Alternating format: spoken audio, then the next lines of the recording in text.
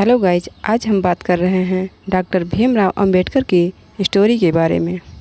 Doctor Bhimrao Ambedkar, जिन्हें बाबा साहब के नाम से भी जाना जाता है, भारतीय समाज में महानतम नेताओं में से एक हैं।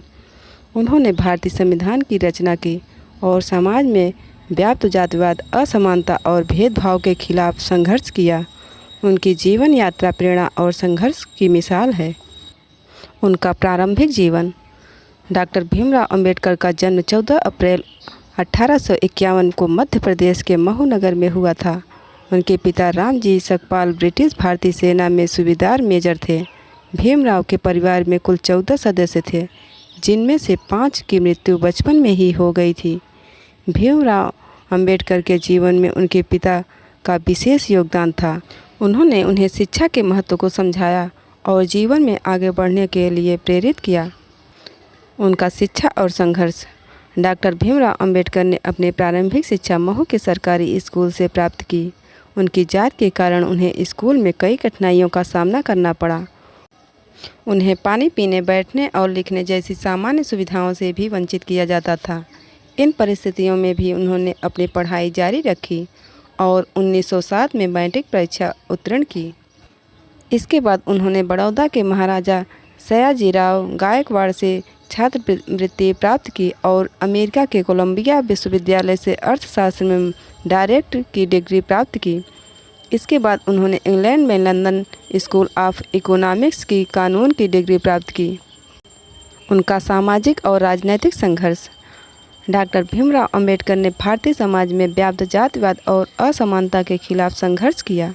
उन्होंने 1927 में बहिष्कृत भारत नामक पत्रिका की शुरुआत की, जिसमें उन्होंने समाज में व्याप्त भेदभाव और असमानता के खिलाफ लेख लिखे। उन्होंने 1930 में इंडिपेंडेंट लेबर पार्टी की स्थापना की, जो मजदूरों और शोषित वर्ग के अधिकारों की रक्षा के लिए काम करती थी। उन्होंने 1932 में पूना पैक्ट पर महात्मा गांधी के साथ हस्ताक्षर किए, जिसमें दलितों के लिए अलग निर्वाचन मंडल की व्यवस्था की गई। उन्होंने 1942 में अनुसूचित जाति के संघ की स्थापना की, जो दलितों के अधिकारों की रक्षा के लिए काम करता था। भारतीय संविधान की रचना। भारत की स्वतंत्रता के बाद डॉक्टर अंबेडकर को संविधान मसौदा समिति की अध्यक्ष नियुक्त किया गया। उन्होंने 26 नवंबर 1949 को भारतीय संविधान को अपनाया, जिसे डॉक्टर अंबेडकर का संविधान भी कहा जाता है। इस संविधान में समानता, स्वतंत्रता और बंधुत्व के सिद्धांतों को शामिल किया गया, जो भारतीय समाज की नींव बने। बौद्ध धर्म की ओर रुझान। डॉक्टर अंबेडकर ने 14 अक्टूबर 1956 को नागपुर में बौद्ध धर्म को अपनाया। उन्होंने अपने लाखों अनुयायियों के साथ बौद्ध भिक्षु से दीक्षा ली और बौद्ध धर्म को अपनाया। इस कदम से उन्होंने भारतीय समाज में व्याप्त जातिवाद और असमानता के खिलाफ एक मजबूत संदेश दिया। उनका निधन और विरासत। डॉक्टर भीमराव अंबेडकर का निधन 6 दिसंबर 1956 को हुआ। उनकी मृत्यु के बाद उन्हें भारत रत्न से सम्मानित किया गया। उनकी जयंती 14 अप्रैल को डॉक्टर अंबेडकर जयंती के रूप में मनाई जाती है, जो भारतीय समाज में उनके योगदान को याद कराने का दिन है। डॉक्टर अंबेडकर की विरासत आज भी जीवित है। उनके विचार और कार्य भारतीय समाज में समानता, स्वतंत्रता और बंधुत्व के सिद्धांतों को प्रोत्साहित करते हैं।